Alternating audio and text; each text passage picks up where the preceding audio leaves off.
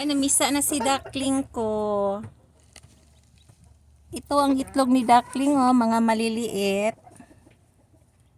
Maliit lang. May dalawa na siyang sisiw. Namisa siya, kahapon nag-hatch siya. Ang cute. Ang cute ng sisiw ni duckling.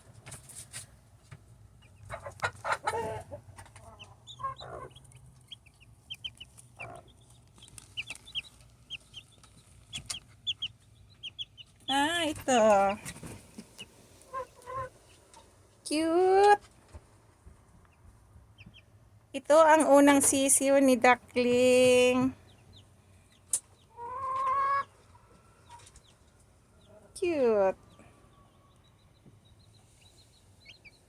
Galing ni duckling. Yung paa niya, oh, parang duck talaga. May isa. Oh, oh. Tapos itong iba, yung may chicken ako na California.